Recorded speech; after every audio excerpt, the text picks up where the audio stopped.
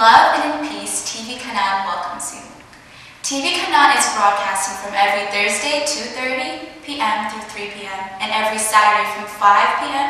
through 5:30 p.m. on our local channel 19. Stay blessed. Arakan singkesum sisu ana iftu balena. Guyara persisa sagale waaqayyo fi farfanna adda qabadesi yaadera itti bifama.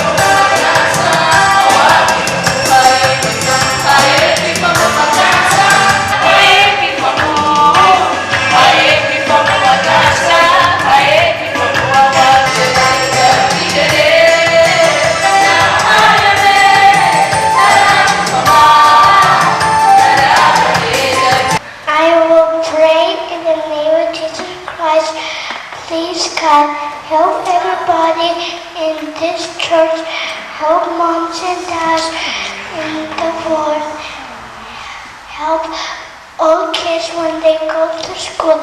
Lord, protect us, take care of us, nothing without you, everything with you. Amen. In the name of Jesus Christ, amen. Amen. Sagale Waaqayyo keessa mul'ata Yohannes boqonnaa 10 lakkoofsa 6 maqaa gooftaa Yesuus dubbisa. Innis sagalee guddaan yeroo firdii isaa waan ga'eef Waaqayyoon sodaata, ulfinas kennaaf. Isa Waaqa lafa galaanaa bukkituu bishaan uumeefis sagada jedhe. Amen. Amen. Kabajamtoota dhaggeeffattoota TV kanaa nagaa Waaqayyo isiniif baay'atu akkam jirtu. Har'a keessummaa kabajamaa qabannee isiniif dhiyaaneerra. Keessummaan keenyas immoo obbo Alamaayyoo ayyaanaa waltajjii fi akkasumas immoo warra balaa isaanii adda kaarituu gobanaa eebbaati. Baga nagaan dhuftan isiniin jenna. Waaqayyo isiniif gabaabaa irratti har'a kan isin gaafannu obbo Alamaayyoo irraa jalqabna. Eessatti akka dhalattanii fi eessatti akka guddattanii yoo gabaabaatti nu ibsuu dandeessan. Iddoon dhaloota kootii lixa Wallaggaa biyya waradaa awraajjaan keenya Gimbiidha. Waradaan Boojjii Dirmajiidha. Iddoon dhaloota kootii immoo Boojji Coqorsaa jedhama laftaan irratti dhaladhe. Isin immoo gabaabaatti eessatti akka dhalattanii fi eessatti akka jiraattoota nutti himtu. Anis awraajjaa Gimbii keessaa waradaan koo Boojjii Dirmajiidha. Iddoon itti dhaladhe immoo Gidiidha. Baay'ee fayyaa ta'a. Itti aansuudhaan obbo Alamaayyoo akkuma beekamu isin hojjetaa wangeelaati. Gara wangeela kanaatti akkamitti dhuftanii yookaan immoo maaltu gara sagalee Waaqayyoo kanatti isin fidee akkamitti hojjetaa wangeelaa akka taatan nutti himuu dandeessu? hojjetaa wangeelaa kan itti ta'e abbaan koo nama barataniidha, nama wangeelaati. Yeroo ijoollummaa keenya wangeela afaan Amaaraatiin caafamee fi wangeela afaan Oromootiin caafame tokkotti kennanii taraa wangeela kana nu dubbisiisu hin kadhatu. Eegumsa akkasii keessatti guddadhe jechuudha. Maatiin keenya maatii bal'aadha, maatii wangeelaan beekamanidha. Akaakayyoon keenyas abbaan abbaa keenya nama wangeelaati. Muuxannoo isaa maatiirraa abbaarraa fudhadhee ittiin guddadhee nama mana barumsaa galuun ta'ee mana barumsaa galee barumsa kootutuun jiru xinnoo na dhukkube. Dhukkubni kun ganama na qabee galgala of wallaalee wanta dhufu ta'eera. Amma maatiin hundumtuu hundacha'u hin boo'u. Nama lama ta'aniiti dhufanii. Yommuu dhufanii jedhanii na fuudhanii ka'an lamaan isaanii. Bantii manaa kanarra ol na baasanii inni tokko karaan isaa dukkana na duukaa goraa jedhe. Inni tokko immoo karaan isaa ifa na duukaa goraa hin dhaabatanii wal mormu. Nama sadaffaan gararraadhaa bahee dhufeeti hojii Waaqayyoof barbaadama, hojjetaa Waaqayyoo ta'a, ganaa Waaqayyoof dhugaa ba'a, deebisaayii jedhe. Nan deebi'ee ofan baree nama nagaan ta'ee erga gaafa sana Waaqayyoof hojjetta jedhamee gurra koo keessa wanta akkasii dhufe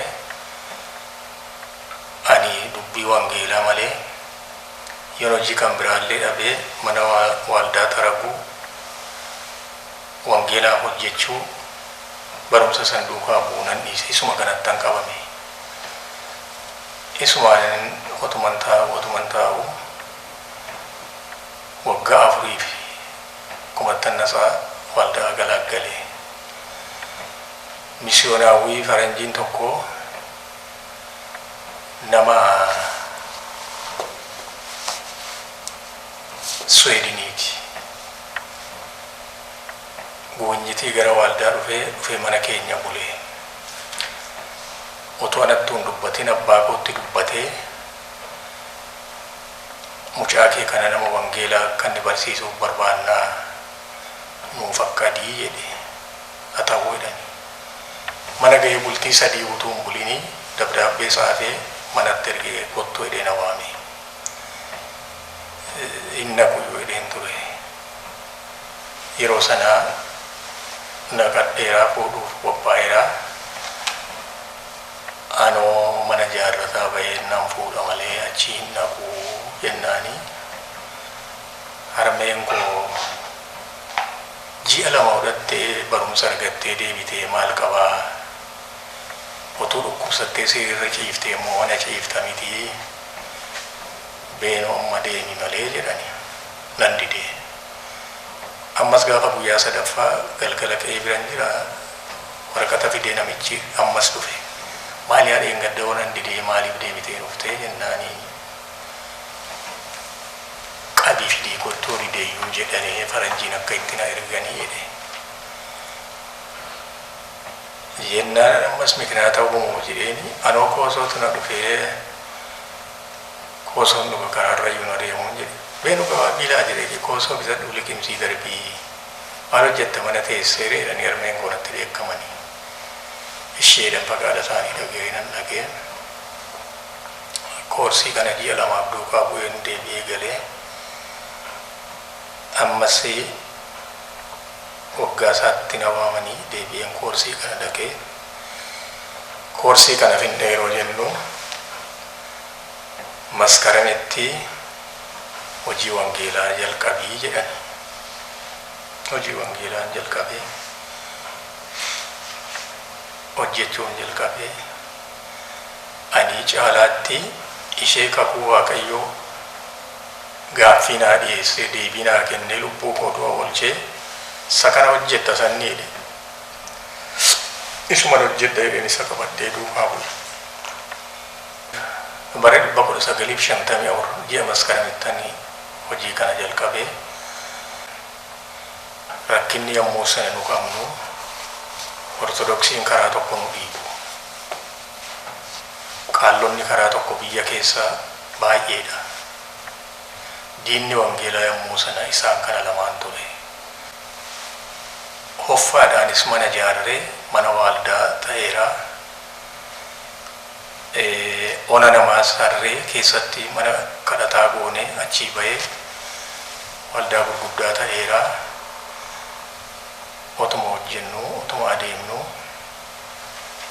ammas faranjiin gaafa na waamee najjoo ta'ee, mandii ta'ee, boojji ta'ee, calliya ta'ee, eessa ta'ee waldaa daladdalaniiti sinodoosii dhaabanii sabakaa jedhanii kifilii jedhanii sinodoosii jedhanii darajaadhaan kaa'ame.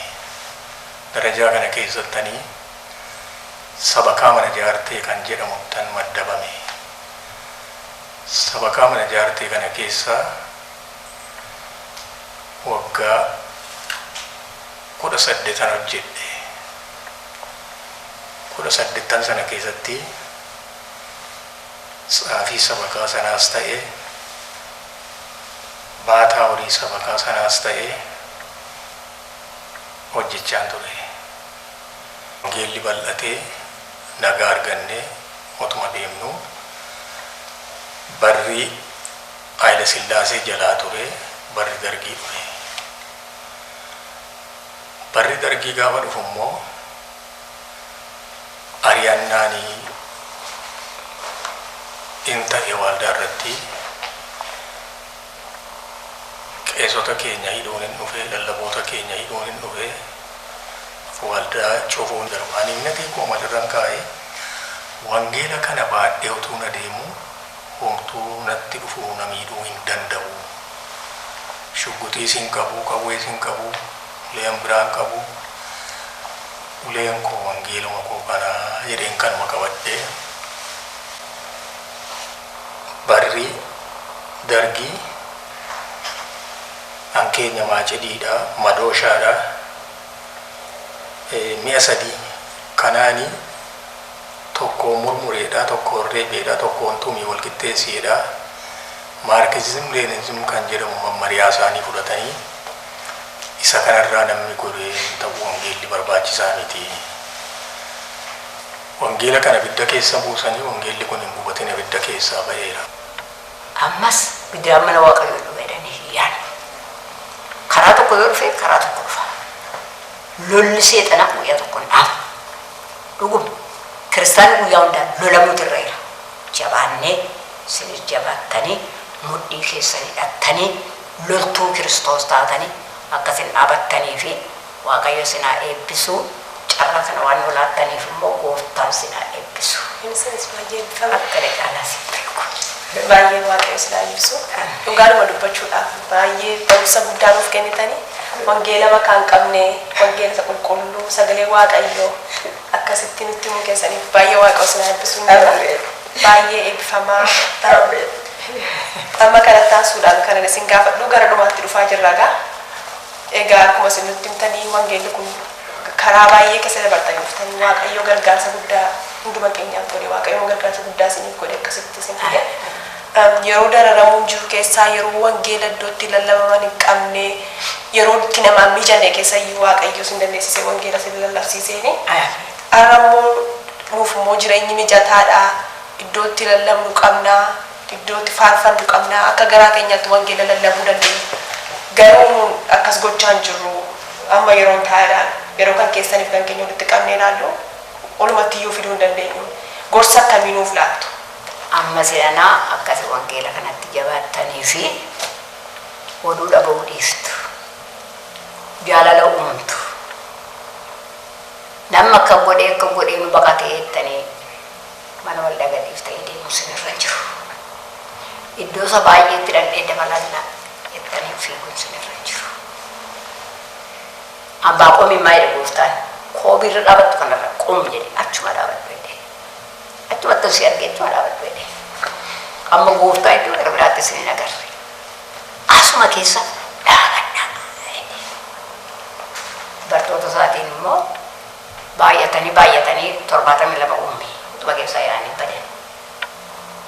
Warra kaanii iyyuu yoo nan barbaadan ta'e deemaa jedhe gooftaan.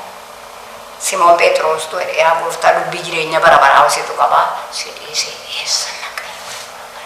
Kanaaf dhiirni foon sitti mul'anna waaqa abbaa kuna. Kayri dhiyeessa nana dubbii jireenya bara baraa hojjetu qaba. Bu'uurri isaa gooftaa Yesuus saba kanaati du'i. Dhiirris dubartiinis jaalala uumaa. Warra nu jibban warra sin jibban jaalladha. Yoo isaan bakkeetti faca'an hoolonni keenya eessatti badan jedhaan isaa qabsiifadhaaf barbaada. Dhugaan isinitti hima barbaada saba waaqayyoo barbaada ofitti fida. Amma baay'ee galatoomaa isiniin jechaa abbaan keenya obbo Alamaayyoo Ayyaanaa Waltajjii fi addee Kaarituu Gobanaa Eebbaa nu gidduu turanii gorsa baay'ee barumsa baay'ee irraa baranne amma immoo akkasuma mucaa isaanii obbo Kifilee Ayyaanaa Waltajjii akka carraatti nu gidduutti argameera. Baga nagaan dhufte siin jenna. Naa ta'u gaa waan baay'ee isaanii jennutti himaniiru garuu ati karaa kee maal isaanirraa barattee ijoollummaa keetii kaastee dubbii wangeelaa kana sagalee waaqayyoo sitti maasii guddisanii ati immoo maal isaanirraa barattee maal ijoollee keetti dabarsaa jirta gabaabaamatti yoo nutti himuu dandeesse seenuudhaaf. Duraan dursee sagantaan TV kana qopheessan hundaan kanaan carraa nuuf kennitanii guddaa galatoomaa isin jedha. Illee abbaa afaan koollee asitti waamtanii muuxannoo isaan qaban akkasanii firaniif carraa kana waan isaanii kennitanii guddaa galatoomaa. Hundaa caalaa maqaa waaqayyoo kan galateeffame haa ta'u. Egaa akkuma itti sirriima waldaa maatii waaqayyoon beeku gidduutti kanan guddadhe abbaan koo abbaa wangeelaati. Haati koos immoo egaa wangeelaa yoo ta'u dhaabatan iyyuu sagalee waaqayyootti immoo guddatanidha. Nuun illee baay'ee sagalee waaqayyoon barsiisutti lamaan isaanii iyyuu hiree guddaa qabu. Baay'ee nu gargaaraa turan dhuguma yeroo baay'ee kan isaan barbaadanii mana waaqayyoo keessa akka nu jiraannu waaqayyoon akka nu tajaajilu dubbii waaqayyoo kana akka nu daddabarsinu waa'ee isaati kan isaan cimsanii nutti himaa turanii gahee guddaa qabu hafuuratti qabamnee har'a mana waaqayyoo keessa jiraachuu keenyaa fi isaan nuuf hundee keenya jedhanii lafa kaa'a.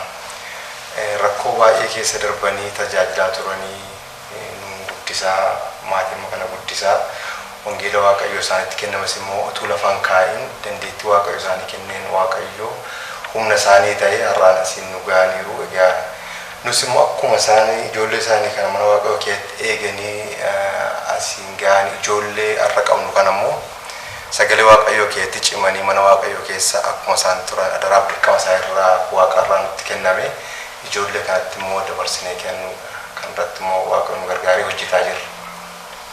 Baay'ee waaqayyoo si eebbisu dhugaama dubbachuudhaa fi churchii keessatti ijoollee keellee nagarraa akkaataa isaanitti wangeela dubbisanii akkaataa isaanitti churchii keessaa faarfatanii akkaataa isaanitti churchii keessatti waan adda addaa ijoollee fuulduratti eebba guddaa akka isaan ijoollee waldaa keenyaaf ta'anii namanna maal ati gorsati nama keenyaaf qabdu namoota keenyaaf jechuudhaan yeroo baay'ee ijoolleen hin dhufu churchii keessaa garuu sagalee waaqayyootti qabamu sagalee waaqayyoo dubbifachuu waldaa fuuldura baanee akka ijoollee keetii kadhachuu yeroo baay'ee kun baay'ee waldaa afaan Oromoo keessatti ispeeshaal dirrata maal gorsa akkamii nuuf kennuu dandeessa jedhudha akkamitti ijoollee kee qopheessita maal goote ijoollee kana qopheessitaan maaliif baay'ee ijoolleen kee egzaampilii guddaadha churchii keenyaaf. Waaqayyo si eebbisu gaa sirriin waaqayyo gooftaaf galanna ta'u ijoolleen kun ijoollee baay'ee waaqayyoon jaallatanidha dubbii waaqayyoo dhaga'uu ijoollee baay'ee jaallatanidha. kun egaa eessaayyuu hin dhufne akkuma ani abbaa fi haadha koorraa sagalee waaqayyoo kan fudhadhan isaanitti dabarsee kennuudhaaf carraa baay'een godha. Yeroo baay'ee nan kadhadhaa fi sagalee waaqayyoo nan dubbisaa fi ana duwwaa miti ani taraa qabna mana keenya keessatti ijoolleen koof ani yeroo itti fuula waaqayyoo duratti dhiyaannee dhuguma wangeela isaas dubbifannee jilbeenfannee walii kadhannu qabna. Hundumtuyyuu immoo akkuma sitti taraa keenya beenna. Guyyaa kennameefitti hundumtuu qophaa'ee fuula waaqayyoo dura jilbeenfannee waliin kadhanna. Kadhannaan humna jabaa qaba. Eessaayyuu hin dhufne sagalee waaqayyoo dubbifachuu, isatti of kennanii isa kadhachuu, isa dura jilbeenfachuu kan warraati kan dhufe. Kanaafiyyuu ani gorsan qabu warra kaaniif illee maatiidhaa fi maatiin ijoollee isaaf kadhachuun baay'ee isa barbaachisa. Waa'ee wangeelaa itti dubbachuun baay'ee isa barbaachisa. Akka isaan waa'ee wangeelaa kana dubbatan yeroo hundaa isaan jajjabeessuu isa barbaachisa. Yeroo ammaa kana akkuma beeknu waa'ee biyya lafaa waan agarsiisan TV irra karaa sooshaal miidiyaa kana adda addaa waan baay'eedha kan inni faca'u. Isa kanarraa walumaa gala dhiisuun baay'ee ulfaataadha. Garuu hamma fedhe yoo ta'e iyyuu yeroo online deemanii waan adda addaa illee waa'ee sagalee waaqayyoo akka isaan ilaalan gochuudhaan sooshaal miidiyaa irra waan jiru waa'ee waaqayyoo namooti dabarsan illee baay'ee jiru. Isatti illee fayyadamee waaqayyoo waan baay'ee hojjechaa jira. Kanaafiyyuu wal quunnamtiin isaanii eessayyuu dhaqee warra waa'ee waaqayyoo lallaban isaan duuba akka inni ta'u. Kanaafiyyuu ani maatiin gargaarsa guddaa gochuutu irra itti dubbachuutu irra jira, wangeela dubbisuutu irra jira, kadhachuutu irra jira, ijoolleenis akka isaan kadhatanii fi jajjabeessuutu irra jira. Eessaan dhufuu sagalee waaqayyoo keessatti guddisuuf kadhachuuf irraa dhufan jedhu. Baay'ee waaqayyoo si eebbisu obboleessa keenya Kifilee. Waamicha keenya kabajee dhufuudhaa fi baay'ee eebbifamisiin jennaa iddoo guddaa siif qabna. Sagantaa itti aanuttis immoo yaa waaqayyo jedhee akkasumatti babal'inaan waliin dubbanna. Baay'ee hundumti keessan waaqayyo si eebbisu eebbifamaanii. Anis galatooma. Waaqayyo hunda keessa walitti qabee. Anis maqaa waldaa kanaaniin baga nagaadhaan dhuftan siniin jecha keessummoota keenya gidduu keenyatti argamtanii isa waaqayyo sin keessaan hojjete firuu keessaniif waaqayyo sin eebbisu jenna. Obboleettii koo iftu maqaa waldaatiin si galateeffachuun barbaada. Waaqayyo si eebbisu. Yeroo tajaajila waaqayyo sitti kennee nuffuu tokko malee yerootti argamte hojii gaarii isa waaqayyootti nama dhaabetti dhaabbachuu keetiif waaqayyo si eebbisu hin jira. Kabajamtoota daawwattoota TV kanaan tajaajila hawaasaa isa jennee qabanne sana dhugoomsuudhaaf yeroo hundumaa keessummoota qabannee dhufna. Keessummaa taatanii gidduu keenyatti argamuu barbaaddan qunnamuu hin dandeessu. Waaqayyo olii keenya eebba godhe waan kenneefi olii keenya irraa hin barannaa. Waaqayyo sanutti kenne hojii wangeelaa kana wajjin hin tarkaanfanne yaada qabnaa. Yaadni kun immoo dhugaamsaa waan jiruufi waaqayyoof galanni haa ta'u. Akkasumas immoo namoonni nu qunnamuu hin dandeessu. Innis telefoonni 222 nu qunnamuu hin dandeessu. Waan nu wajjin turtaniifi waaqayyo sin eebbisu. Yaa waaqayyooti. Fayyaa taatee. Waaqayyo.